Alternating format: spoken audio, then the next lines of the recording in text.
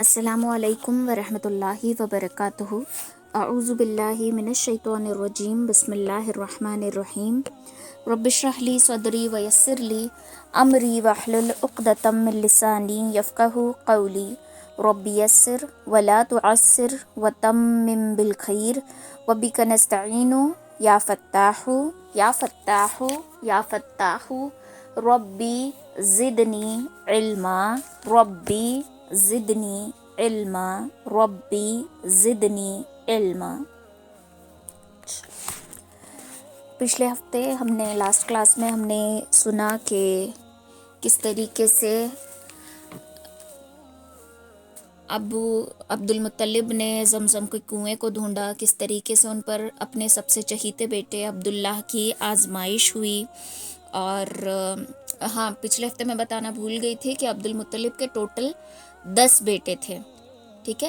ان میں سے کچھ اچھے یا برے کاموں کی وجہ سے مشہور ہو گئے، جیسے کہ ابو لہب ہے، حضرت حمزہ رضی اللہ تعالیٰ عنہ ہے، عبداللہ ہے، پھر حضرت عباس رضی اللہ تعالیٰ عنہ ہے، ٹھیک ہے۔ کچھ مشہور ہو گئے، کچھ کے نام پتہ نہیں ہے۔ تو ٹوٹل ان کے 10 بیٹے تھے۔ تو ان 10 میں سے جب انہوں نے زمزم کا کنواں ڈھونڈا تو جو منت مانگی تھی کہ ایک بیٹے کو ذبح کر دیں گے، تو نام ہر بار عبداللہ کا ہی آ رہا تھا، اور لوگوں نے یہ مشورہ دیا کہ یہ تمہارے سب سے نیک اور سب سے اچھے بیٹے ہیں، تو تم ان کے بجائے اونٹوں کی قربانی دے دینا۔ اور اسی طریقے سے انہوں نے اونٹوں کا قرعہ ڈالا، تو قرعہ آ کر رکا 100 اونٹوں پر۔ تو حضرت عبداللہ کے بدلے آپ نے 100 اونٹوں کی قربانی کی۔ پھر اس کے بعد آپ نے مدینہ کا سفر کیا۔ راستے میں ایک عورت نے انہیں نکاح کا پرپوزل دیا، لیکن یہ اپنے والد کے بڑے فرما بردار تھے، تو انہوں نے جواب نہیں دیا۔ حضرت عبد المطلب نے جو ہے وہ حضرت عبداللہ کے لیے بنو نجار کے قبیلے سے حضرت امینہ رضی اللہ تعالیٰ عنہ کو چنا، ان کی بیوی بنائے۔ پھر اس کے بعد تھوڑے دن ہی دونوں ساتھ رہے، آپ امید سے بھی تھی۔ پھر حضرت عبداللہ جو ہیں وہ شام کے سفر میں گئے تجارتی سلسلے میں، اور لوٹ کر کبھی واپس نہیں آئے، ٹھیک ہے۔ تو یہاں سے اب بی بی آمنہ کی آزمائش شروع ہوتی ہے۔ تو حضرت بی بی آمنہ فرماتی ہیں کہ آپ نے نارمل عورتوں کی طرح پریگننسی کی کوئی پرابلم نہیں جھیلی، آپ کو نہ قے آئی، نہ ان کا جی متلایا، نہ ان کا سر بھاری ہوا، نہ کبھی ان کو چکر آئی، بلکہ وہ عجیب و غریب چیزیں محسوس کیا کرتی تھی، جیسے کہ بادل کے ٹکڑے کا ان پر آسرا کرنا، درخت کی ٹہنیاں ان کے آگے جھک جانا، زمزم کے کنویں کا پانی آٹومیٹکلی اوپر سطح پر آ جانا تاکہ آپ کو پانی بھرنے میں تکلیف نہ ہو، جب کبھی آپ تھوکتی تھی تو تھوک سے مشک کی خوشبو آنا، یہ ساری چیزیں انہیں بڑی عجیب لگتی تھی، اور یہ کچھ ہٹ کر تھی، کیونکہ ایک عورت جب امید سے ہوتی ہے تو اس کی B P up and down ہوتی رہتی ہے، اس کے کھانے پینے کے مسئلے ہوتے ہیں، کچھ کھانے کو جی کرتا ہے، کچھ کھانے کو نہیں کرتا، زبردستی کچھ کھا لے تو پھر وہ واپس وامٹ ہو جاتی ہے، الٹی ہو جاتی ہے۔ یہ ساری چیزیں ایک عورت فیس کرتی ہے ایک بچے کو جنم دینے کے لیے،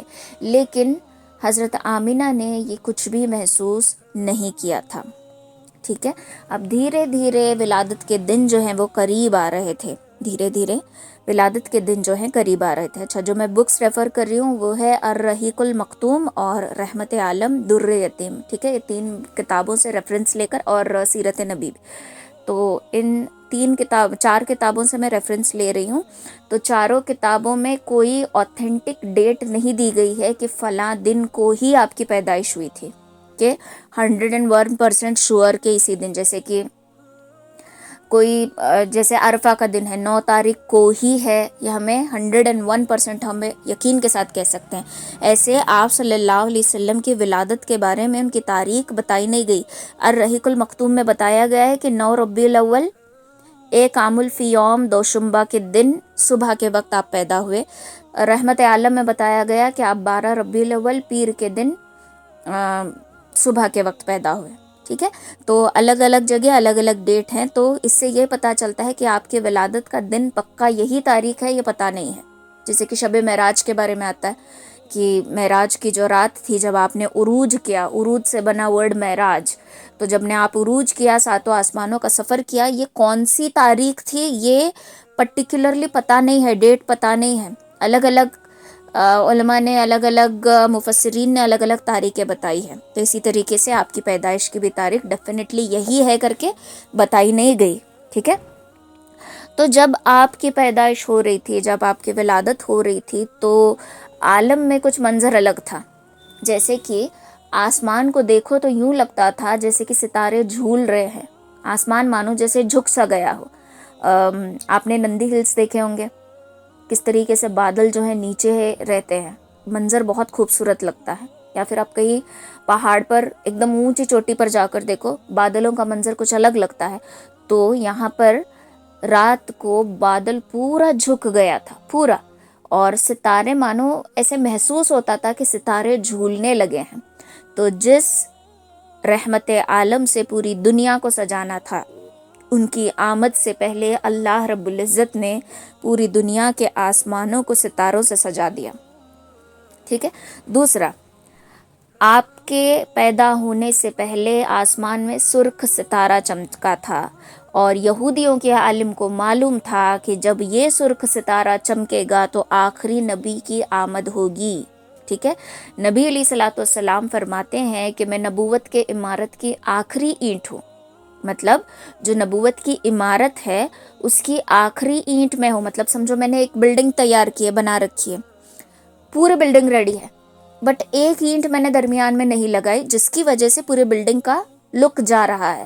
تو جب میں وہ اینٹ لگاؤں گی تو تب پوری عمارت کمپلیٹ مانی جائے گی، پوری بلڈنگ کمپلیٹ مانی جائے گی۔ تو اسی طریقے سے 1.25 جو نبی آئے ہیں وہ ہر ایک اینٹ ہے، پوری نبوت کی عمارت کی ایک ایک اینٹ ہے۔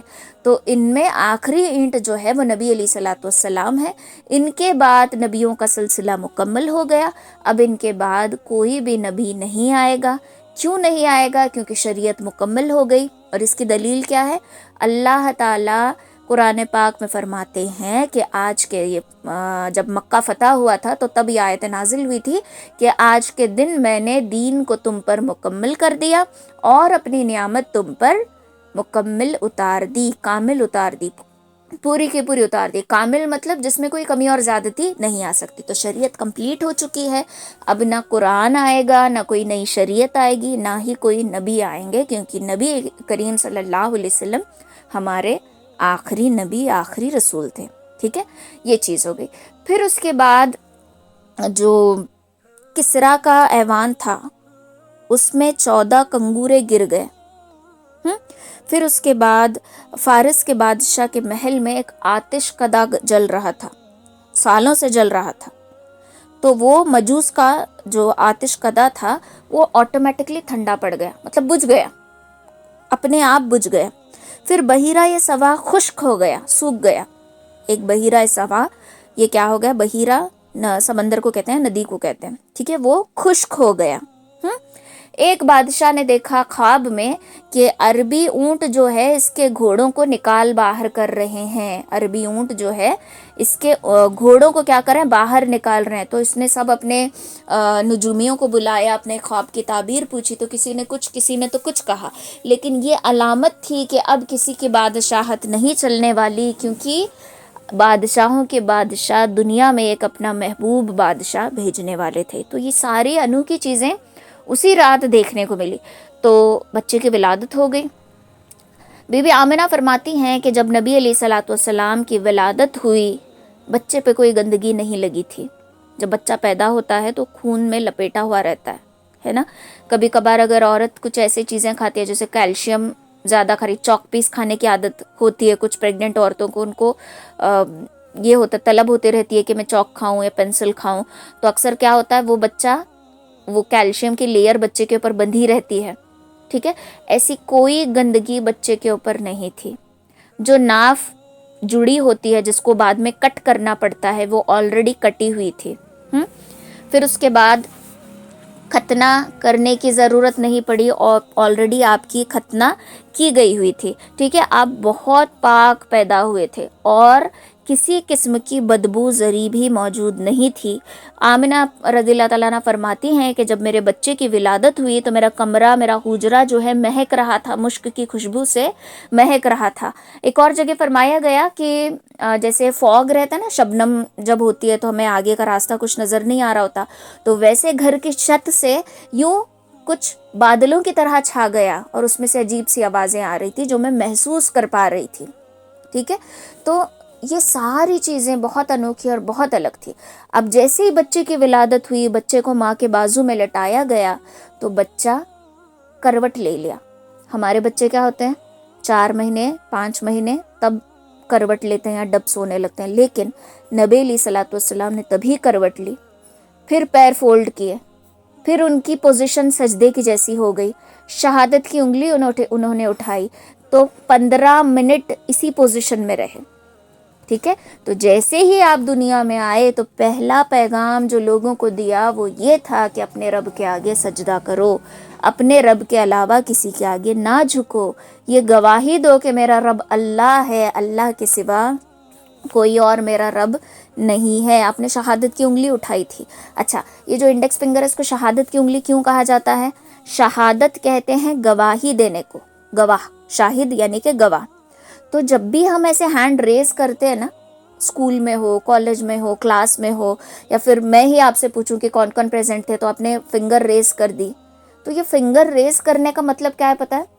کہ میں اللہ کو گواہ رکھ کے کہہ رہی ہوں کہ میں پریزنٹ تھی, میں اللہ کو گواہ رکھ کے کہہ رہی ہوں کہ میں نے پورا لیکچر سنا, میں اللہ کو گواہ رکھ کے کہہ رہی ہوں کہ میں کلاس میں حاضر ہوں. تو یہ شہادت کی انگلی اٹھانا کوئی معمولی بات نہیں ہے, یہ گواہی دینا ہے اللہ تعالیٰ کو. اسکول میں بھی ہوتا ہے نا, اکثر جب بچے کا نام پکارا جاتا ہے تو بچہ اٹھ کر ہاتھ اوپر کرتا ہے پریزنٹ ٹیچر, یا پھر ٹیچر جب پوچھتی ہے کہ کس نے ہوم ورک کیا تو بچہ انگلی اٹھا کر کہتا ہے کہ آئی ڈیڈ اٹ. تو یہ جو آئی ڈیڈ اٹ کی جو انگلی ہے, جو ہم شہادت کی انگلی ریز, شہادت کی انگلی کے علاوہ کوئی انگلی ریز نہیں ہوتی, غور کر کے دیکھو. تو یہ ہم گواہی دے رہے ہوتے کہ ہاں میں نے یہ کیا, ہاں میں موجود ہوں, ہاں میں حاضر ہوں. تو ویسے ہی نبی علیہ الصلوۃ والسلام نے بھی شہادت کی انگلی پیدا ہوتے ہی اٹھائی تھی. ٹھیک ہے, تو آپ کا نام آسمانوں میں احمد رکھا گیا. احمد کے بیس لیٹرز کیا ہے؟ ہا میم دال, جس سے بنتا ہے حمد.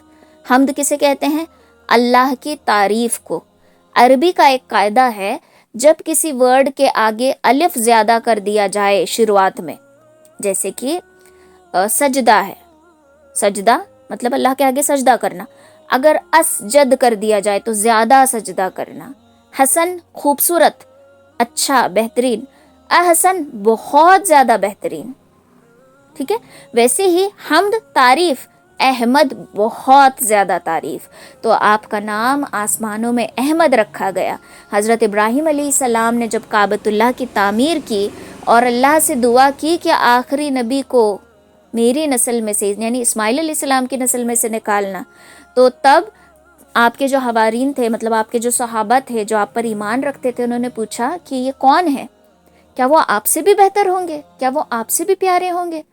تو اللہ تعالیٰ نے 1.25 نبیوں کی خوبیاں اس ایک نبی کے اندر دے کر بھیجی.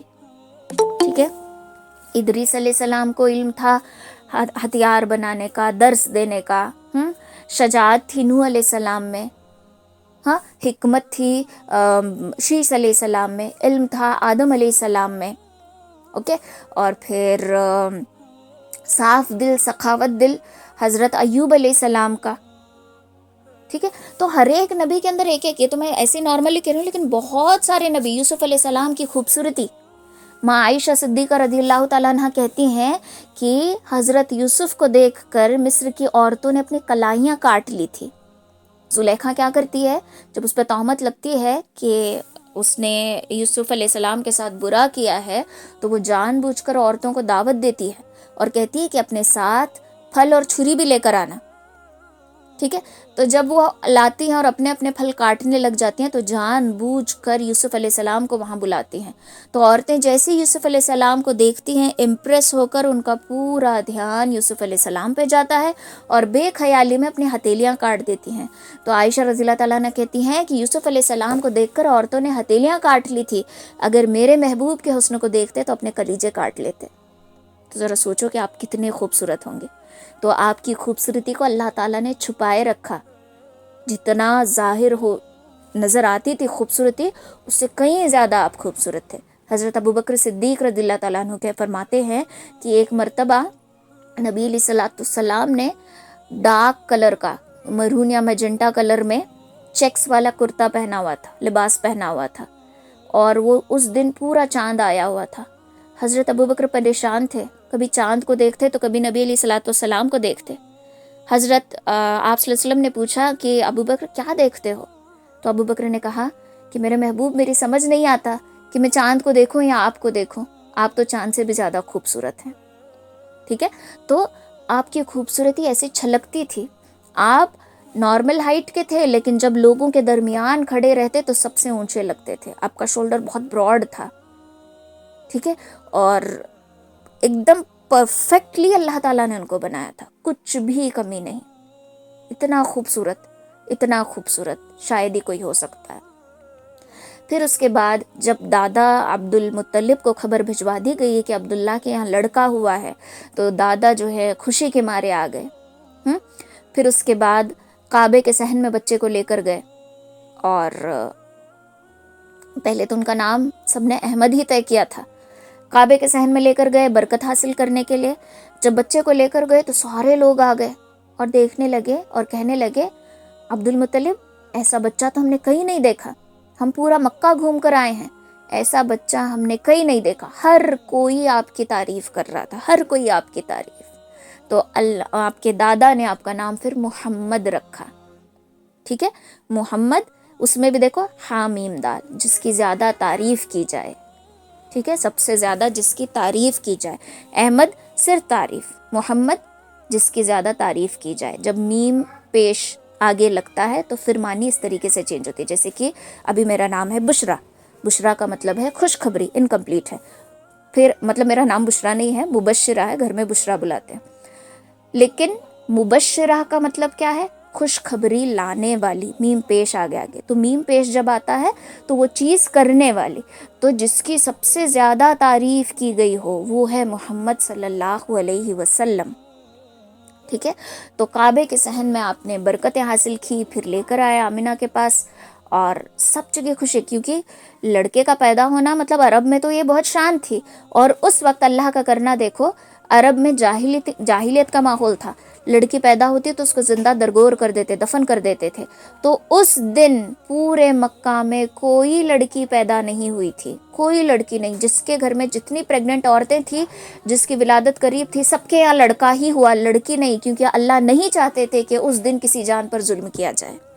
اللہ کی حکمتیں دیکھو، اللہ بالکل نہیں چاہتے تھے کہ اس دن کسی جان پر ظلم کیا جائے. تو یہ وہ دن تھا. ٹھیک ہے، پھر بی بی آمنہ نے آپ کو دودھ پلایا. اس کے بعد بی بی آمنہ نے دودھ پلایا. بی بی آمنہ کے دودھ پلانے کے بعد ابو لہب کی جو لونڈی تھی یا باندی تھی سویبہ، انہوں نے آپ کو دودھ پلایا ہے. دیکھو عرب کا ایک دستور تھا، جو رکو پہلے یہ بتاتی، جو سویبہ تھی یا ابو لہب کی باندی تھی، ٹھیک ہے، اور اس وقت ان کے پاس ان کا ایک بچہ تھا جس کا نام تھا مسروح رضی اللہ تعالیٰ عنہ. تو صہیبہ نے آپ صلی اللہ علیہ وسلم سے پہلے حضرت حمزہ ابن عبد المطلب رضی اللہ تعالیٰ عنہ کو، پھر اپنے بعد ابو سلمہ ابن عبد الاسد مخزومی کو بھی دودھ پلایا ہے. پھر اس کے بعد آپ کو بھی دودھ پلایا ہے. ٹھیک ہے، یہ آپ کی رضائی ماں ہوئی حضرت صہیبہ رضی اللہ تعالیٰ عنہ. ٹھیک، تو عرب کا ایک دستور تھا. دستور یہ تھا کہ دیہات میں بچے کو بھیجا جاتا تھا، کیونکہ شہر کی ہوا سے گاؤں کی ہوا بہت اچھی ہوتی ہے، اور گاؤں کی ہوا سے بچہ تندرست ہوتا ہے. تو عرب میں اکثر دودھ پلانے کی غرض سے بچے کو دیہات بھیجا جاتا تھا. آپ نے بھی محسوس کیا ہوگا جب ہم یہاں بلگام میں رہتے ہیں شہر میں، تو یہاں کی ہوا سے کبھی کبھار ہم زیادہ کھا لیں تو کھانا ہضم نہیں ہوتا. کسی گاؤں میں آپ جا کر رہو جہاں پر فیکٹریز نہیں ہیں، پلیوشن نہیں ہے، اور چاروں طرف کھیت ہیں، ویسی جگہ جا کر رہو، آپ کو ٹائم ٹو ٹائم بھوک بھی لگے گی اور آپ کا کھانا بھی پراپرلی ہضم ہوگا اور آپ کی طبیعت بھی اچھی رہے گی. کرنٹ نہیں ہوتا، وقت میں برکت ہوگی، ہے نا. یہ ساری چیزیں ہم گاؤں میں محسوس کرتے ہیں، اور گاؤں میں رہنے کے بعد صحت بہت اچھی ہوتی ہے. تو یہی طریقہ تھا عرب کا کہ بچوں کو نا دیہات بھیجا کرتے تھے، اور باقاعدہ دائیاں آتی تھی. دائی وہ جو دودھ پلانے کا کام کرتی تھی وہ آتی تھی باقاعدہ، اور بچوں کو لے کر جاتی تھی دودھ پلانے کے گھر سے، اور ان کو اس کی اجرت دی جاتی تھی، ان کو اس کی تنخواہ ملتی تھی دودھ پلانے کی. جو طائف کے قبیلے سے، طائف سے لوگ، جو عورتیں تھیں دائیاں تھیں، وہ مکہ کی طرف چل پڑی. طائف میں بنو سعد کے قبیلے سے تھی حضرت حلیمہ رضی اللہ تعالیٰ عنہا. ٹھیک ہے، حضرت حلیمہ رضی اللہ تعالیٰ عنہا یہ بہت نیک خاتون تھی، بہت بڑے دل والی تھی، صاف دل والی تھی. تو انہوں نے بھی سفر طے کیا مکہ کے لیے کہ یہ جو ہے کسی بچے کو ڈھونڈ کر لائیں گی دودھ پلانے کے گھر سے. اور یہ غریب تھی، غربت تھی. غریبی کی وجہ سے آپ کی پاس اتنی تندرست اونٹنی نہیں تھی، آپ کے یہاں کھانے پینے کی قلت تھی. تو یہ بھی اپنی بیمار اونٹنی پر سوار ہو گئی. پھر اس کے بعد راستہ کا سفر جو ہے وہ طے ہوا. ساری طائف کی عورتیں جو ہیں وہ نکل پڑی. اب سب کی اونٹنیاں تندرست تھی، لیکن ان کی اونٹنی جو ہے بیمار تھی. تو ظاہر سی بات ہے تندرست اونٹنی کی سپیڈ الگ اور بیمار اونٹنی کی سپیڈ الگ. تو اب یہ عورتیں آگے جاتی حلیمہ کے لیے رکتی، پھر آگے جاتی پھر حلیمہ کے لیے رکتی. یوں کر کے ٹائم بہت زیادہ ویسٹ ہونے لگا. بہت زیادہ ویسٹ ہونے کی وجہ سے وہ عورتیں کیا کہتی ہیں کہ حلیمہ ہم یوں تمہارا رک رک کر انتظار نہیں کر سکتی، تم آ جانا، ہم آگے چلی جاتی ہیں، ورنہ اچھے اچھے بچے کوئی نہ کوئی لے کر چلا جائے گا. ٹھیک ہے، پھر یہ عورتیں پہنچتی ہیں مکہ. مکہ پہنچنے کے بعد یہ ساری عورتیں کیا کرتی ہیں، ہر اس بچے کو لیتی ہیں جس کا باپ زندہ تھا. مطلب اگر باپ زندہ ہے تو تحفے، تحائف، اجرت بہت اچھی ملے گی. جس کا باپ ہی نہیں ہے وہ بھلا کیا ہمیں تنخواہ دے گا، وہ کیا ہمیں تحفے دے گا، یہ تو یتیم ہے. تو اس وجہ سے کوئی بھی عورت نبی کریم صلی اللہ علیہ وسلم کے گھر نہیں گئی. اور ذرا سوچو بی بی آمنہ کے دل پہ کیا گزری ہوگی جب کوئی بھی عورت ان کے بچے کو لینا تو دور، دیکھنا بھی نہیں چاہ رہی کیونکہ یہ یتیم ہے. ان کا دل تڑپ اٹھا اور رونے لگی اور دل میں سوچنے لگی کہ عبداللہ کاش کہ تم زندہ ہوتے. اگر تم زندہ ہوتے تو آج عورتیں گڑبڑ کر رہی ہوتی کہ میں اس بچے کو لے کر جاؤں گی، میں اس بچے کو لے کر جاؤں گی. لیکن دیکھو آج تم زندہ نہیں ہو اور میرے بچے کو لے جانا تو دور کی بات ہے، میرے بچے کا چہرہ تک دیکھنے کو یہ دائی نہیں آئی. اور ان کا دل بڑا غمگین ہوا. پھر سارے بچوں نے، ساری دائیوں نے بچوں کو لے لیا.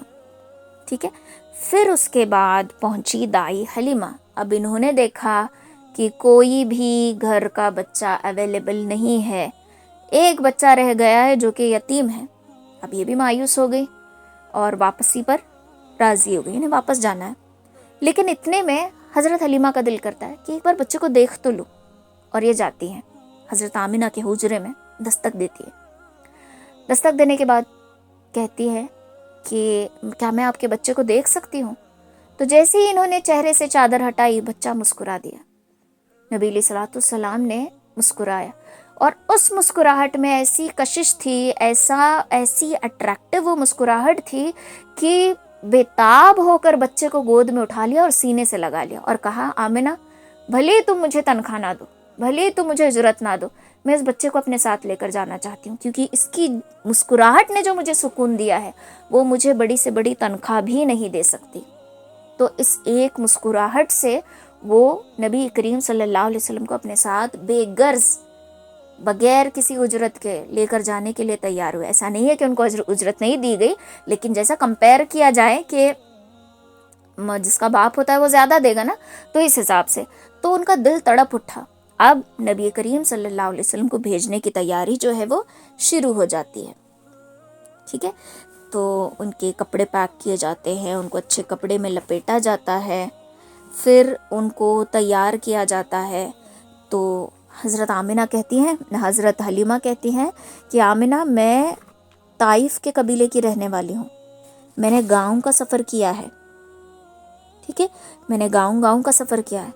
میں نے کسی گاؤں میں اتنا خوبصورت بچہ نہیں دیکھا، کسی گاؤں میں اتنا خوبصورت بچہ میں نے نہیں دیکھا. تو آمنہ کہتی ہیں کہ حلیمہ میں مدینہ کی رہنے والی ہوں، میں نے مدینہ سے مکہ کا سفر کیا ہے اور میں نے کسی شہر میں اتنا خوبصورت بچہ آج تک نہیں دیکھا. عبد المطلب بھی وہیں کھڑے تھے. انہوں نے کہا کہ تم گاؤں کی بات کرتی ہو، تم شہروں کی بات کرتی ہو، میں نے تو ملکوں کا سفر کیا ہے، میں نے شام تک کا سفر کیا ہے، میں نے ملکوں میں اتنا خوبصورت بچہ نہیں دیکھا. حضرت جبریل امین بھی وہیں کھڑے تھے. انہوں نے کہا کہ حلیمہ تم گاؤں کی بات کرتی ہو، آمنہ تم شہروں کی بات کرتی ہو. عبد المطلب تم ملکوں کی بات کرتے ہو، میں نے تو جہانوں کا سفر کیا ہے، میں نے تو جہانوں کا سفر کیا ہے، میں نے کسی جہان میں، کسی دنیا کے کسی کونے میں، نہ آسمان میں، نہ اس دنیا میں، نہ اس زمین پر، نہ کہیں اور، میں نے کہیں بھی اتنا خوبصورت بچہ نہیں دیکھا۔ تو ہم اندازہ لگا سکتے ہیں کہ نبی علیہ الصلوۃ والسلام کی خوبصورتی کیسی ہوگی۔ واقعی اس بات میں کوئی شک نہیں کہ جیسے حضرت عائشہ رضی اللہ تعالیٰ عنہ نے کہا تھا کہ حضرت یوسف کو دیکھ کر عورتوں نے اپنی ہتھیلیاں کاٹ لی تھی، میرے محبوب کو دیکھتے تو اپنے کلیجے کاٹ لیتے۔ آپ کا چہرہ اتنا نورانی تھا کہ آپ کے نور سے سوئی میں آسانی سے عائشہ رضی اللہ تعالیٰ عنہ دھاگا پرو دیتی تھی، تو سوچو آپ کا نور کیسا ہوگا۔ بی بی آمنہ بھی فرماتی ہیں کہ جب میرے بچے کی ولادت ہو رہی تھی، میں اتنی غریب تھی، غربت ایسی تھی، میرے کمرے میں دیا جلانے کے لیے تیل تک نہیں تھا۔ پہلے کہاں کا کرنٹ ہوتا تھا، دیا ہی جلایا جاتا تھا نا، بتی لگائی جاتی تھی، تو بتی جلانے کے لیے میرے پاس تیل تک نہیں تھا۔ لیکن جیسے ہی میرا بچہ پیدا ہوا، میرے بچے کا نور ایسا تھا کہ میرا کمرہ روشن ہو گیا۔ تو آپ اندازہ لگا سکتے ہیں کہ کیسا نور ہوگا، وہ کیسے انوارات ہوں گے، نبی کریم صلی اللہ علیہ وسلم کی کیسی خوبصورتی ہوگی کہ اندھیرا کمرہ روشن ہو گیا۔ سوچو تو بدن پہ رونگٹے کھڑے ہو جاتے ہیں۔ ٹھیک ہے، تو جیسے میں نے آپ کو شروع میں کہا کہ آپ کی جب ولادت ہو رہی تھی تو آسمان میں سرخ ستارہ چمکا تھا، تو یہودیوں کے عالم کو پتا تھا کہ یہ جو سرخ ستارہ چمکا ہے یہ آخری نبی کی آمد ہے۔ تو آپ نے سارا مدینہ چھان مارا، یہود مدینہ میں زیادہ رہتے تھے نا، تو انہوں نے پورا مدینہ چھان مارا، کہیں لڑکی کی ولادت نہیں ہوئی تھی۔ پھر ڈھونڈتے ڈھونڈتے ستارے کو فالو کرتے کرتے مکہ آ گئے۔ مکہ میں دیکھا کہ بہت سارے لڑکوں کی ولادت ہوئی ہے، تو ہر گھر کو تلاشا، کہیں انہیں نبوت کی نشانی نہیں دکھی۔ نبی کریم صلی اللہ علیہ وسلم کو دیکھنا ضروری نہیں سمجھا کیونکہ غریب تھے اور یتیم تھے۔ تو یہودیوں کا ماننا یہ تھا کہ نبی جو ہے بڑے گھرانے میں امیر رئیس اس طریقے سے پیدا ہوگا، تو انہیں کوئی نشانی نہیں دکھی تو یہ واپس لوٹ گئے۔ ٹھیک ہے، اگر ان کو نشانی ملتی، اگر وہ سمجھ جاتے کہ یہ آخری نبی ہے، تو نعوذ باللہ آپ کی جان کو خطرہ تھا۔ لیکن اللہ جس کو بچانا چاہے اس کو کسی بھی طریقے سے بچانا چاہتا ہے، اور یہ تو رحمت عالم تھے جو پوری دنیا کی بھاگ دوڑ اپنے مٹھی میں لے کر پیدا ہوئے تھے، تو بھلا ان کو کیسے نقصان پہنچ سکتا تھا۔ تو یہ سارا واقعہ اس طریقے سے پیش آیا۔ اب بی بی آمنہ نے دعاؤں کے ساتھ اپنے بیٹے کو رخصت کیا۔ اگر آپ کو پچھلی کلاس کا لیکچر یاد ہو تو سلمہ نے اپنے بیٹے شیبہ کو بھی دعاؤں کے ساتھ رخصت کیا تھا۔ نبی کریم صلی اللہ علیہ وسلم کی والدہ نے بھی اپنے بیٹے کو دعاؤں کے ساتھ رخصت کیا۔ موسیٰ علیہ السلام کو جب نہر میں ڈالا گیا تو دعاؤں کے ساتھ رخصت کیا گیا۔ ٹھیک ہے، یوسف علیہ السلام کو جب بھائیوں کے ساتھ بھیجا یعقوب علیہ السلام نے تو دعاؤں کے ساتھ رخصت کیا۔ تو مطلب کیا ہے، اپنی اولاد کو جب رخصت کرو تو دعاؤں کے ساتھ رخصت کرو۔ یہ ہمیں ایک نصیحت مل رہی ہے، ایک لیسن مل رہا ہے۔ آج کل کی مائیں جہالت میں آ کر یا اپنے ایگریسو نیچر کی وجہ سے پتہ نہیں کیوں جب اولاد کو رخصت کرتی ہیں، اپنا موڈ ٹھیک نہیں، مزاج ٹھیک نہیں، بچہ تنگ کر رہا ہے، اسکول جانے کے لیے بچہ رو رہا ہے، تو دعاؤں کے ساتھ رخصت کرنے کے بجائے غلط الفاظ اپنی زبان پر لے کر آ کر رخصت کرتے ہیں۔ کیا پتہ کون سی گھڑی آمین کی گھڑی ہے، قبولیت کی گھڑی کون سی ہم نہیں جانتے۔ تو اس کے لیے اپنی اولاد کو ہمیشہ دعاؤں کے ساتھ رخصت کرنا، بھلے آپ کا بچہ اسکول جاتا ہو، بھلے آپ کا بچہ کالج جاتا ہو، بھلے آپ کا بچہ جاب کرتا ہو، کچھ بھی کیوں نہ ہو، اپنے اولاد کو دعاؤں کے ساتھ رخصت کرنا یہ ایک بہت بڑا چھپا ہوا میسج ہے ہمارے لیے۔ ٹھیک ہے، تو بی بی آمنہ نے بھی دعاؤں کے ساتھ اپنے لگتے جگر کو رخصت کیا۔ اب جو دائی حلیمہ تھی انہوں نے بچے کو لیا۔ ان کے شوہر حارث ابن عبد العزیٰ اور ان کی کنیت تھی ابو قبشہ۔ ٹھیک ہے، ان کے شوہر کا نام تھا حارث ابن عبد العزیٰ اور ان کی کنیت لقب جو تھا ان کا تھا ابو قبشہ۔ اوکے، تو یہ سامنے بیٹھے، دائی حلیمہ بچے کو لے کر پیچھے بیٹھ گئی۔ اب اونٹنی اٹھنے کو تیار نہیں ہے۔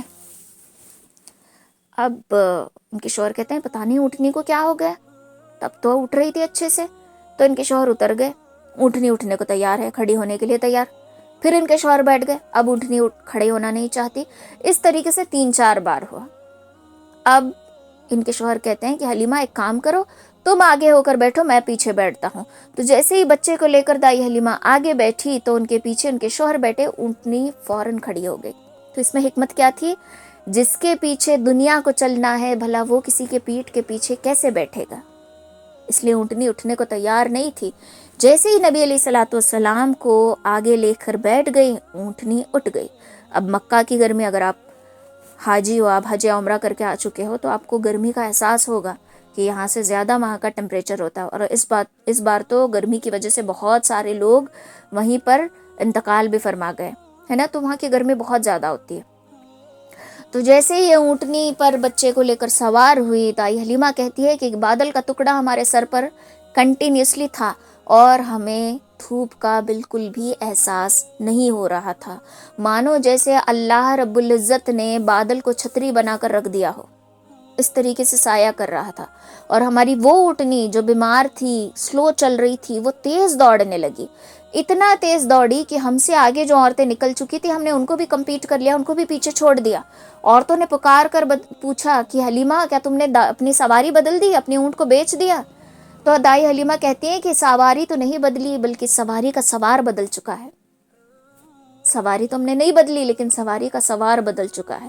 دائی حلیمہ اور ان کے شوہر محسوس کر رہے تھے کہ بچہ ہو نہ ہو برکتوں والا ہے۔ ٹھیک ہے، اب یہ لے کر اپنے گھر جاتے ہیں۔ جیسے کہ میں نے آپ کو کہا، ان کا گھر یہ غریب تھی، ان کے پاس کھانے پینے کی قلت تھی، ان کی اونٹنی بھی بیمار، ان کی بکریاں بھی دودھ نہیں دیتی تھی۔ تو جیسے یہ گھر پہنچی تو دیکھا کہ بکریوں کی تھنے جو ہیں دودھ سے بھر گئی ہیں، پورے برتن دودھ سے بھر گئے، لیکن ابھی دودھ آ رہا تھا۔ جب ان کے شوہر اپنے کھیتوں کی طرف گئے تو دیکھا کہ وہ کھیت جو بنجر اور سوکھ گئے تھے، ہرے بھرے ہو گئے۔ دوڑ کر گھر واپس آئے اور کہنے لگے کہ حلیمہ، اس بچے میں کچھ بات ہے، یہ بچہ بہت برکتوں والا ہے، یہ بچہ بہت برکتوں والا ہے، میرے سوکھے کھیت ہرے بھرے ہو گئے ہیں۔ تو دائی حلیمہ سمجھ گئی تھی کہ یہ بچہ کوئی معمولی بچہ نہیں ہے۔ جب نبی علیہ الصلوۃ والسلام دائی حلیمہ کے کفالت میں تھے تو اس وقت ایک اور بچہ بھی تھا۔ تو فرماتی ہیں کہ جس طرف سے میں نے محمد صلی اللہ علیہ وسلم کو دودھ پلایا تھا، وہ اسی طرف سے دودھ پیتے تھے، دوسری طرف کو کبھی منہ نہیں لگاتے تھے، اپنے بھائی کے لیے چھوڑ دیتے تھے۔ مطلب وہ بچہ جس کو کوئی سمجھ نہیں ہوتی، جس کے باڈی پارٹس بھی ڈیولپ نہیں ہوئے ہوتے، وہ تبھی سے دودھ پینے کے وقت سے عدل اور انصاف پر قائم ہے کہ یہاں سے میں دودھ پیتا ہوں، میرے بھائی کے لیے دودھ کی کمی نہیں ہونی چاہیے، اس لیے دوسری طرف کبھی دودھ نہیں پیتے تھے، ایک ہی طرف سے دودھ پیا کرتے تھے۔ حضرت حلیمہ کی بیٹی تھی شیبہ، ان کا نام تھا شیمہ ان کا نام تھا۔ یہ نبی کریم صلی اللہ علیہ وسلم کو بڑا پیار کرتی تھی، بہت زیادہ محبت کرتی تھی۔ یہ ان کو لوریاں گا کر سلاتی تھی کہ یا ربنا، اے ہمارے رب، میرے محمد کو باقی رکھنا، ہمیشہ باقی رکھنا، میرے محمد کو بڑا آدمی بنانا، اسے بہت مشہور کرنا۔ دعاؤں کے لوریاں گا گا کر بچے کو کھلایا کرتی تھی۔ تو ایک شاعر کہتا ہے کہ حلیمہ میں تیرے مقدراں کے صدقے تو کملی کا جھولا جھلاتی بھی ہوں گی، کہ حلیمہ میں تیرے مقدراں کے صدقے، تیرے مقدر کے میں صدقے جاؤں کہ تو کملی کا یعنی نبی کریم صلی اللہ علیہ وسلم کو جھولے میں جھلاتی ہوگی، تو نبی کریم صلی اللہ علیہ وسلم کو نہلا دھلا کر کپڑے پہناتی ہوگی، تیرے مقدراں کے صدقے جب بچہ تجھ سے روٹتا تھا تو اس کو مناتی ہوگی، کیسے تیرے مقدر؟ ذرا سوچو، امیجن کرو، دائی حلیمہ ہے، نبی کریم صلی اللہ علیہ وسلم چھوٹے سے بچے، کسی نہ کسی بات پر بچہ روٹ جاتا ہوگا تو بچے کو کس طریقے سے مناتی ہوگی، تو بچے کو نہلا کر نیا لباس پہنا کر کتنے پیار سے سجاتی ہوگی، تو محمد صلی اللہ علیہ وسلم کو جھولے میں جھلاتی ہوگی۔ بدن پہ رونگٹے کھڑے ہو رہے ہیں نا سوچ کر، تو سوچو وہ وقت کیسا وقت ہوگا۔ تو یہ دائی حلیمہ اتنی محبت کرتی تھی نبی علیہ الصلوۃ والسلام سے کہ آپ سے جدائی کا سوچ بھی نہیں سکتی تھی۔ ایک دن کیا ہوتا ہے کہ جو شیمہ تھی ان کی بیٹی، دائی حلیمہ کہتی ہے کہ شیمہ بکریوں کو چرا لا، تو شیمہ کہتے ہیں کہ امی بکریاں بڑی پریشان کرتی ہیں، میں اکیلی نہیں جانا چاہتی، میرے ساتھ کسی کو بھیج دو۔ تو دائی حلیمہ کہتی ہے کہ شیمہ تیرا باپ بھی بوڑھا، میں بھی بوڑھی، ہم بھلا کیسے بکریوں کو چرانے تیرے ساتھ آ سکیں گے، ہم سے نہیں سنبھالی جائیں گی، ہماری عمر ہو چکی ہے، ہم سے نہیں سنبھالا جائے گا، تو بکریوں کو چرانے لے کر جا۔ تو شیمہ کہتے ہیں کہ امی میں آپ کی ابو کی بات نہیں کر رہی، آپ بھائی کو میرے ساتھ بھیج دیجیے، شیما کہتی کہ کون سے بھائی کو بھیجوں؟ جو دائی حلیمہ کہتی کہ کون سے بھائی کو بھیجوں؟ تو شیما کہتی ہیں کہ محمد کو میرے ساتھ بھیج دیجئے۔ دائی حلیمہ کہتی کہ تو پاگل ہے، دودھ پیتا چھوٹا بچہ ہے، وہ بھلا کیسے تیری بکریاں چرانے میں مدد کرے گا؟ تو شیما کہتی ہیں کہ امی آپ کو پتہ نہیں، ایک بار میں نے چوری سے اپنے بھائی کو اپنے ساتھ بکریاں چرانے کے لیے لے کر گئی تھی۔ میرا بھائی اتنا سونا ہے، اتنا سونا ہے، اتنا پیارا ہے کہ میرے بھائی کو ہر کوئی دیکھتا تو اس کی تعریف کرتا۔ مجھے دھوپ کی کبھی گرمی محسوس نہیں ہوئی، تپش محسوس نہیں ہوئی، کیونکہ بادل کا ٹکڑا میرے سر پہ سایہ کیے ہوئے تھا۔ بکریوں کو چرانے کے لیے بکریوں کو پیچھے پیچھے دوڑنا مجھے نہیں پڑتا تھا، کیونکہ جب میں میرے بھائی کو گود میں لے کر بیٹھتی تھی تو بکریاں جلدی جلدی جلدی چارہ چر کے میرے سامنے آ کر گھیرا لگا کر بیٹھ جاتی تھی۔ میں میرے بھائی کو دیکھتی تھی اور بکریاں بھی میرے بھائی کا چہرہ تکتی تھی، تو مجھے ذرا بھی تکلیف نہیں ہوئی۔ اور تو اور ایک راہب آیا تھا، اس نے میرے بھائی کو دیکھا اور کہا کہ یہ دونوں جہاں کی رحمت ہے اور یہ ان قریب بڑا ہو کر بہت بڑا آدمی بنے گا۔ مجھے بہت فخر محسوس ہوا کہ میرے بھائی کے بارے میں کسی نے ایسی تعریف کی، تو آپ میرے ساتھ میرے بھائی کو بھیج دیجئے۔ تو یہ جو معجزے تھے، یہ جو کرشمے تھے، یہ بچپن ہی سے دکھنا شروع ہو گئے تھے۔ اب دھیرے دھیرے کرتے کرتے کرتے بچہ جو ہے 4 سال کا ہو گیا۔ 4 سال کی عمر کے تھے اور بچوں کے ساتھ کھیل رہے تھے، تو فوراً سارے بچے دوڑتے ہوئے آئے کہ دائی حلیمہ، دائی حلیمہ، محمد کو کسی نے مار دیا ہے، کسی نے قتل کر دیا ہے۔ دائی حلیمہ ڈر گئی، دوڑی اور دیکھا کہ بچے کا چہرہ زرد پڑ گیا ہے، محمد صلی اللہ علیہ وسلم کا چہرہ زرد ہو گیا ہے، اور محسوس کیا کہ سینے پہ کچھ نشان ہے۔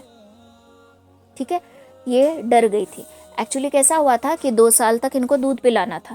2 سال کی عمر میں جب یہ واپس مکہ کو لے کر گئیں، اب شیما بھی رو رہی ہے، دائی حلیمہ کے شوہر بھی رو رہے ہیں، خود دائی حلیمہ بھی رو رہے ہیں کہ اب جدائی کا وقت آ گیا ہے، 2 سال بچے کے ساتھ رہے، اب ان کو لوٹانا ہے۔ تو جب لوٹ کر لے کر گئیں تو بچی کی صحت دیکھ کر آمینہ بہت خوش ہوئی، عبد المطلب بھی بہت خوش ہوئے۔ اور اس وقت مکہ میں کوئی وبا چل رہی تھی، کوئی بیماری چل رہی تھی، تو انہوں نے اس وقت بچے کو اپنے پاس رکھنا مناسب نہیں سمجھا اور دائی حلیمہ سے کہا کہ دائی حلیمہ اور 2 سال بچے کو اپنے پاس رکھو۔ دیکھو ایک ماں کے لیے آسان نہیں ہوتا کہ 4 سال بچے سے دوری برداشت کرے۔ تو یہاں پر 2 حکمتیں ہیں، ایک تو وبا، دوسرا یہ دائی حلیمہ بس روئے جا رہی تھی کہ جدائی برداشت نہیں ہو رہی تھی، تو ایک ماں نے دوسری ماں کی تڑپ کو دیکھ کر اور 2 سال رکھنے کی اجازت دے دی، تو اور 2 سال اس طریقے سے آپ دائی حلیمہ کے ساتھ رہے، اور 4تھے سال ہی واقعہ پیش آیا۔ واقعہ کیا تھا؟ اصل میں ہوا یہ تھا کہ جبریل امین آئے، فرشتے آئے، انہوں نے آپ کو چت لٹا دیا، آپ کا سینہ چاک کیا، آپ کا دل جنت کے برتن میں رکھا، زمزم کے پانی سے آپ کے دل کو دھویا اور ایک لوتھڑا دل میں سے باہر نکال دیا۔ یہ وہ لوتھڑا ہے جہاں پر شیطان اپنی چونچ چبھو کر برائی ہمارے سینے میں ڈالتا ہے۔ سورۃ الناس، اگر آپ میں سے کوئی میرے پرانے اسٹوڈنٹس ہو، سورہ ناس کی تفسیر میں نے آپ کو پڑھایا تھا کہ یوسوس الذی یوسوس فی صدور الناس، وہ جو لوگوں کے دلوں میں وسوسے ڈالتا ہے۔ تو شیطان اپنی چونچ دل میں چبھاتا ہے، یہ وہ حصہ ہے جہاں پر شیطان اپنی چونچ چبھوتا ہے۔ ٹھیک ہے، اس کو نکال دیا اور واپس سے دل کو اپنی جگہ رکھ کر سینہ سل دیا، تو آپ کا چہرہ جو ہے زرد پڑ گیا تھا، بچے ڈر گئے، تو دائی حلیمہ بھی ڈر گئی، اور اب انہوں نے سوچا کہ اب اس بچے کو اپنے پاس رکھنا خطرہ ہے۔ خطرہ مطلب اپنے لیے نہیں، بچے کی جان کو خطرہ ہے، کیونکہ کچھ کھو گیا تو میں اس کے ماں کو کیا جواب دوں گی، تو اس لیے 4تھے سال بچے کو مکہ واپس اپنی ماں کے پاس بھیج دیا۔ اب دائی حلیمہ کے پاس 4 سال رہے اور اپنی ماں کے ساتھ رہے۔ اب چند دنوں کے بعد بی بی آمنہ اپنے سسر یعنی عبد المطلب سے کہتی ہیں کہ میں مدینہ جانا چاہتی ہوں، اپنے مائکے کچھ دن رہ کے آنا چاہتی ہوں۔ عبد المطلب نے کہا کہ ہاں چلی جاؤ، بہت دن ہوئے، چلی جاؤ، بہت دن ہوئے، تم اپنے مائکے بھی نہیں گئی اور اپنے بچے کو بھی تم دکھا کر آ سکو گی۔ تو دائی حلیمہ جو ہیں اپنی باندھی ام ایمن کے ساتھ جو ہیں وہ چلی گئی، مدینہ میں کچھ سال رہیں، واپس آئیں۔ واپس لوٹتے وقت وہ مقام ملا جہاں پر عبداللہ کو دفن کیا گیا تھا۔ آپ کی طبیعت ناساز ہو گئی، طبیعت بگڑ گئی، عبداللہ کی قبر پاس کھڑی رہیں اور کسی گہری ہی سوچ میں تھی۔ حضرت محمد صلی اللہ علیہ وسلم فرماتے ہیں کہ میں اپنی امی کو دیکھتا تھا اور میری ماں زارو قطار روئے جا رہی تھی، میں نہیں جانتا میری والدہ کیوں رو رہی تھی، لیکن ان کے رونے کو دیکھ کر میں بھی تڑپ گیا اور میں بھی رونے لگا۔ ان کے رونے کو دیکھ کر میں بھی تڑپ اٹھا، میں بھی رونے لگا۔ میں نہیں جانتا میری ماں کیا کہہ رہی تھی، کیا سوچ رہی تھی، کسی گہری سوچ میں گم تھی، اور ان کا رونا دیکھ کر میں بھی رونے لگا۔ تو ہو سکتا ہے، مفسرین کہتے ہیں کہ ہو سکتا ہے دائی حلیمہ بی بی آمنہ جو ہیں قبر کے سامنے کھڑی ہوئیں اور سوچ رہی ہوں کہ عبداللہ تم وعدہ کر کے گئے تھے کہ تم لوٹ کر آؤ گے، اور میں نے بھی تم سے وعدہ کیا تھا کہ میں سج سور کر کھڑی رہوں گی، مسکراہٹوں کے ساتھ تمہارا استقبال کروں گی، تمہارا ویلکم کروں گی، لیکن تم لوٹ کر کبھی نہیں آئے۔ میں انتظار کرتی رہی اور میرے گھر کا دروازہ آج تک نہیں بجا، آج تک تم نے دستک نہیں کی۔ لو آج میں خود آ گئی، میں آج خود آ گئی تمہارے دروازے پر، سج سور کے نہیں ہوں لیکن تمہاری دی ہوئی نشانی اپنے ساتھ لے کر آئی ہوں۔ اور روئے جا رہی تھی۔ ہم محسوس کر سکتے ہیں کہ ان کے دل پہ کیا گزر رہی ہوگی، ہمیں چیز محسوس کر سکتے ہیں کہ ان کے دل پہ کیا گزر رہی ہوگی، کیا بیت رہی ہوگی، وہ کیسا عالم ہوگا۔ تو وہاں سے ان کی طبیعت بگڑ گئی اور ان کی طبیعت اتنی ناساز ہو گئی کہ ان کا انتقال ہو گیا، اور ابوا کے مقام پر بی بی آمنہ کو دفنایا گیا۔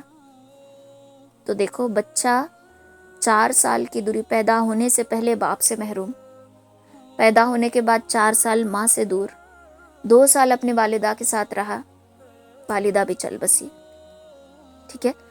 اب ان کے واپسی کا وقت تھا۔ عبد المطلب اونچی جگہ پر کھڑے ہو کر دیکھ رہے تھے کہ کہیں مدینہ کی طرف سے کوئی سواری تو نہیں آ رہی، کہیں میرا پوتا اور میری بہو تو نہیں آ رہی۔ تو روز راہ تکتے تھے۔ ایک دن دیکھا کہ کوئی سواری آ رہی ہے، لیکن غور سے دیکھا تو صرف 2 لوگ نظر آ رہے ہیں، آنا تو 3 لوگوں کو تھا، اور پریشان ہو گئے، دوڑے سواری کی طرف، خود دوڑے اور باندی سے پوچھنے لگے کہ آمنہ کہاں ہے؟ وہ بس روئے جا رہی ہے، کچھ نہیں کہہ رہی، بس روئے جا رہی ہے۔ پوچھتے ہیں کہ باندی کہاں ہے آمنہ، بتاؤ۔ کوئی جواب نہیں دیتی، بچے کے سر پہ ہاتھ پھیرتی ہے اور کہتی ہے کہ اللہ نے اس کی والدہ کو بھی چھین لیا۔ تو ابو طالب اپنے پوتے سے لپٹے اور چمٹے اور زاروں قطار رونے لگے کہ تیرے کیسے نصیب ہیں، پیدا ہونے سے پہلے تو باپ سے محروم، پیدا ہونے کے بعد اتنا لمبا عرصہ جدائی ماں سے، اور 2 سال اپنی ماں کے ساتھ رہا اور ماں بھی چل بسی۔ اپنے دادا کی کفالت میں آ گئے، دادا بڑی پیار سے ان کی دیکھ بھال کیا کرتے تھے۔ جب نبی کریم صلی اللہ علیہ وسلم 8 سال کے تھے تو اس وقت ابو طالب کو، یعنی اپنے بیٹے کو، عبد المطلب نے بلایا اور کہا کہ ابو طالب، میرا آخری وقت آ گیا ہے، میری ہڈیاں کمزور ہو گئی ہیں، مجھے نہیں لگتا کہ میں زیادہ دن زندہ رہ پاؤں گا، میں تمہیں اپنے پوتے کی ذمہ داری سونپ رہا ہوں، مجھ سے وعدہ کرنا کہ جیسے اپنے بیٹے علی کی تم حفاظت کرتے ہو، اپنے بیٹے علی سے جیسی محبت کرتے ہو، اپنے بھتیجے سے بھی ویسی ہی محبت کرنا۔ ابو طالب نے وعدہ کیا اور حضرت علی سے زیادہ نبی کریم صلی اللہ علیہ وسلم سے محبت کی، اور کچھ دنوں میں ابو عبد المطلب کا بھی انتقال ہو گیا۔ سوچو آپ کی زندگی کیسی آزمائشوں والی زندگی تھی۔ تو اس میں بھی اللہ کی حکمت ہے، ہر بچہ یتیم ہوتا ہے، آپ کو در یتیم بنایا گیا، اس کا کوئی اپنا اس کے سر پہ نہیں تھا، یہ بچہ در یتیم بنایا گیا۔ وجہ کیا تھی؟ اللہ تعالیٰ نے دنیا والوں کو دکھانا تھا کہ جس کا اب نہیں ہوتا اس کا رب ہوتا ہے، اور جس کا رب ہوتا ہے اس کا سب ہوتا ہے۔ اللہ نے آپ کو بے سہارا کر دیا، کیونکہ جب آپ ایک اللہ کی دعوت لوگوں کو دیں گے تو لوگ بولیں گے کہ تم تو خود سہاروں پہ پلتے آئے ہو، اور ہمیں کہتے ہو کہ ہم بتوں کو چھوڑ کر اللہ کے سہارے ہو جائیں، ایسا ممکن نہیں ہے۔ تو اسی لیے اللہ تعالیٰ نے ان کو بے سہارا کر کے بتا دیا کہ اس کا سہارا صرف رب ہے، میرے محبوب کا سہارا صرف رب ہے، اس بچے کا سہارا صرف رب ہے، اور جس کا اب نہیں ہوتا اس کا رب ہوتا ہے۔ تو یہ آزمائش تھی۔ ہم کوئی نئی چیز خریدنے کے لیے جاتے ہیں، کوئی مہنگی چیز، کوئی موبائل ہی ہمیں خریدنا ہو تو ہم اس کے ڈیٹیلز دیکھتے ہیں، اس کا کیمرہ کیسا ہے، اس کی بیٹری پاور کیسی ہے، اس کی میموری کتنی ہے، سب کچھ ہم دیکھتے ہیں، پھر بھی ہمیں تسلی نہیں ہوتی، پھر بھی ہم یوٹیوب پہ جاتے ہیں اور ریویوز دیکھنے کے لیے تڑپتے ہیں، کیونکہ ہم پیسہ لگا رہے ہیں، خرید رہے ہیں تو کوئی اچھی چیز ہی خریدیں گے۔ تو ویسے ہی اللہ اپنے کوئی خاص چیز دینے سے پہلے اس کے اقربا کو آزماتا ہے۔ سب سے پہلی آزمائش عبد المطلب کی کہ زمزم کا کنواں ڈھونڈنا، کعبۃ اللہ کی حفاظت کرنا، ٹھیک ہے، 2 آزمائشیں۔ زمزم کا کنواں مل گیا، کرا ڈالنا، عبداللہ کی قربانی، وہاں پر بیٹوں سے آزمایا گیا. حضرت عبداللہ کی آزمائشیں، ایک تو یہی ذبح ہونے والے تھے، بچ گئے. مدینہ کے سفر میں گئے اور چند ہی وقت ہوا، تھوڑا سا وقت گزرا تھا، اپنے بیوی سے جدائی ہو کر انتقال فرما گیا. بی بی آمنہ کی آزمائش، جوانی کی عمر میں حاملہ ہیں اور بیوہ بھی ہو گئی. ٹھیک ہے، تو اور بچے سے جدائی بھی، ہر ایک کو آزمایا گیا، ہر ایک اقربا کو آزمایا گیا، کیونکہ اپنی خاص چیز اللہ نے دینی تھی. تو یہ یہاں سے اب نبی علیہ الصلوۃ والسلام کا یتیمی کا وقت شروع ہوتا ہے. آپ کے چچا نے بڑھ چڑھ کر آپ کی حفاظت کی ہے. جب آپ 12 سال کے تھے تو چچا اپنے ساتھ اپنے بھتیجے کو سفر میں لے جانے لگے، کیونکہ نبی علیہ الصلوۃ والسلام بکریاں چراتے تھے. نارمل بچوں کی طرح آپ کی عادتیں نہیں تھی، شرارت کرنا، ضد کرنا، جیسے ہمارے بچے ضد کرتے ہیں نا کہ مجھے یہ چاہیے تو چاہیے، وہ چاہیے تو چاہیے، ایسا کبھی آپ نے ضد نہیں کیا. بکریاں چراتے تھے، نارمل کھیلتے تھے. آپ کو جھگڑے، گالی گلوج، کسی کو برا بھلا کہنا، کسی کو دھکا دینا بالکل پسند نہیں تھا. بہت ہی نرم مزاج کے تھے. اپنے چاچا کے ساتھ کام میں ہاتھ بٹھایا کرتے تھے. تو ایک دن انہوں نے اپنی خواہش ظاہر کی کہ چاچا میں بھی آپ کے ساتھ سفر میں آنا چاہتا ہوں. تو جب آپ 12 سال کے تھے تو ابو طالب نے آپ کو اپنے ساتھ تجارتی سفر میں لے کر گئے. تو وہاں پر کیا ہوا، ٹہنیاں جھکنے لگی، بڑے بڑے پتھر جھکنے لگے. تو ایک یہودی عالم نے دیکھ لیا کہ یہ ہو رہا ہے. پھر انہوں نے کسی بہانے سے نبی علیہ الصلوۃ والسلام کے مونڈھوں کو دیکھا تو نبوت کی مہر لگی ہوئی تھی. تو انہوں نے ابو طالب کو بلایا اور کہا کہ اس بچے کو واپس بھیج دو، جہاں تم جا رہے ہو وہ یہودیوں کا علاقہ ہے. اگر انہوں نے یہ دیکھ لیا کہ درخت جھک رہے ہیں، پتھر جھک رہے ہیں، پتھر سجدہ کر رہے ہیں، اور یہ مہر دیکھ لی تو تمہارے بھتیجے کی جان خطرے میں ہوگی. یہیں سے واپس کر دو، اس کو اپنے ساتھ لے کر نہ جانا. تو وہیں سے ان کو واپس بھیج دیا گیا. تو جتنا ہو سکے اتنا ابو طالب جو ہے نبی کریم صلی اللہ علیہ وسلم کی حفاظت کیا کرتے تھے. ہر حال میں حفاظت کیا کرتے تھے. ٹھیک ہے، تو ابو طالب آپ کے چچا تھے. حضرت علی ابو طالب کے بیٹے تھے اور آپ کے چچیرے بھائی تھے.